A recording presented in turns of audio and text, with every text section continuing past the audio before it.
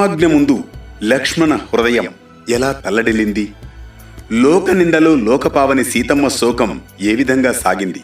ఇలా ఎన్నో విపత్కర ఆలోచనలు సూచనలతో సాగే అనగనగాలోని నేటి కథనమే లోక నిందను మోసి కానల పాలైన సీతమ్మ శోకం, రామాజ్ఞకు తలవంచిన లక్ష్మణ హృదయం.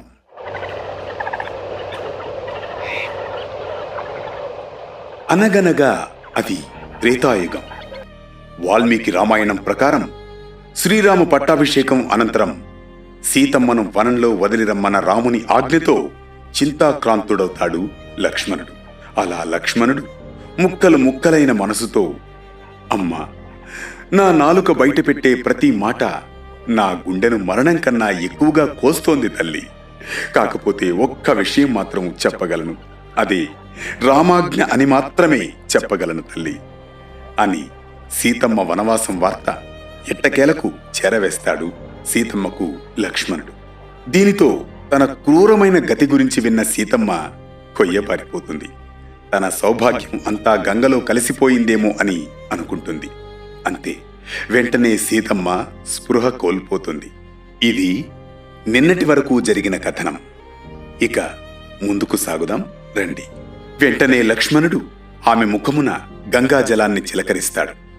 నీళ్లు నిండిన కళ్లతో సీతమ్మ వెంటనే లక్ష్మణుని చూచి గద్గద స్వరంతో దీనంగా, లక్ష్మణ, నేను కేవలం కష్టాలు దుఃఖాలు అనుభవించేందుకే పుట్టినట్లున్నాను. బ్రహ్మదేవుడు రాసిన రాతేమో 14 ఏళ్ల వనవాసం తర్వాత ఈ శాశ్వత వనవాసం ఏమిటి? నేను ఏం తప్పు చేశానని నాకీ శిక్ష?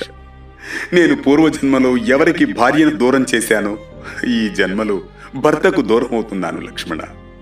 నీకు తెలుసు కదా లక్ష్మణ, 14 ఏళ్ల వనవాస కాలంలో బంధువులకు దూరంగా ఉన్నాను. ఇప్పుడు కూడా అందరికీ తుదకు భర్తకు కూడా దూరం అయ్యాను. నా భర్తే నన్ను విడిచిపెడితే ప్రజలను రక్షించవలసిన రాజే అడవులకు పొమ్మంటే నా కష్టాల గురించి ఎవరికి చెప్పుకోను.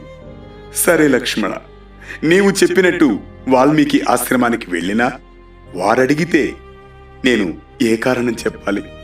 పోనీ ఈ కష్టాలు భరించడం కన్నా గంగలో దూకి ప్రాణత్యాగం చేస్తామంటే కడుపులో రాముని వంశాంకురం ఉన్నదే, నన్ను ఆ పని చేయనిస్తుందా? అది వీలు కాదు. అందుకే జీవించడం తప్ప మరో మార్గం లేదనిపిస్తోంది లక్ష్మణ. సరే లక్ష్మణ, నీవు దుఃఖించకు. రామునితో నేను చెప్పే మాటలు నా మాటగా ఈ విధంగా చెప్పు లక్ష్మణ.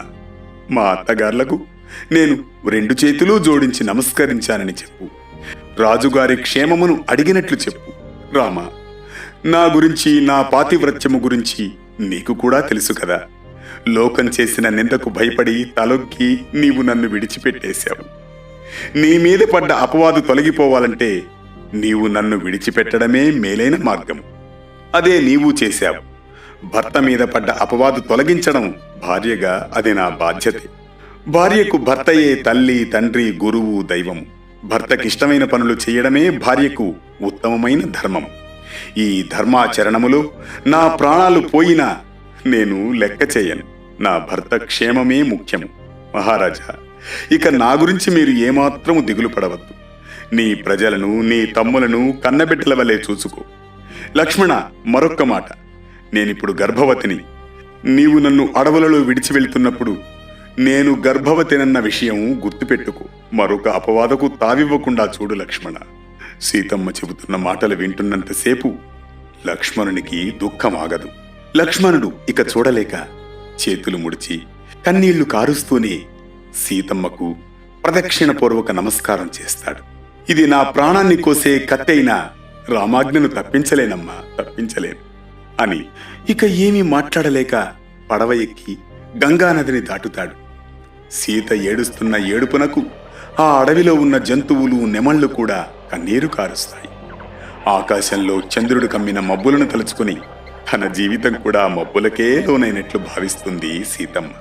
సుగుణంతో సూర్యుని వంశం వెలిగించే కులసతిని ఆ వెలుగే వెలివేసింద ఈ జగమే చీకటి అయిందా? ఏ తప్పు లేని ఈ ముప్పు ఏమి కాపాడలేరా ఎవరైనా?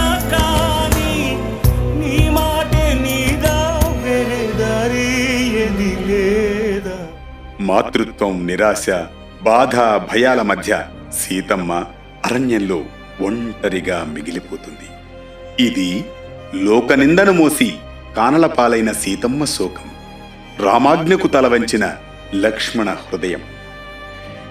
ఈ ఘట్టాన్ని సమీక్షిస్తే ఒకవైపు రాజధర్మం, మరోవైపు కుటుంబ ధర్మం, ఈ రెండింటి మధ్య జరిగే సంఘర్షణ ఎప్పటికీ సులభం కాదని, రాజు తన గౌరవాన్ని కాపాడుకోవాలని ప్రయత్నిస్తే భార్య తన భర్త కోసం తన ప్రాణాన్నే పణంగా పెడుతుంది. తమ్ముడు తన హృదయం రక్తమోడుతున్న అన్న ఆజ్ఞను తప్పించలేడు. ఇక ఈ ఘట్టం మనకిచ్చే సామాజిక సందేశం ఒక్కటే: ధర్మాన్ని కాపాడే మార్గం మాత్రం ఎల్లప్పుడూ త్యాగాలతోనే నిండి ఉంటుందని. సీతమ్మ వనవాసం మనకు నేర్పేదేమిటంటే, నిందలు తాత్కాలికమని, కానీ పాతివ్రత్య ధర్మం, త్యాగం, సత్యం మాత్రం శాశ్వతమని.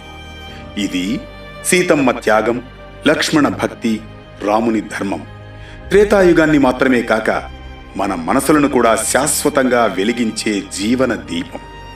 రామాయణం కేవలం ఒక ఇతిహాసం కాదు, మన హృదయాల్లో మార్గదర్శిగా వెలిగే ధర్మ దీపం.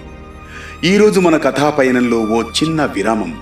అనగనగా అంటూ మళ్ళీ రేపు రాత్రి 9 గంటలకు ధర్మ వెలుగై సాగుదాం.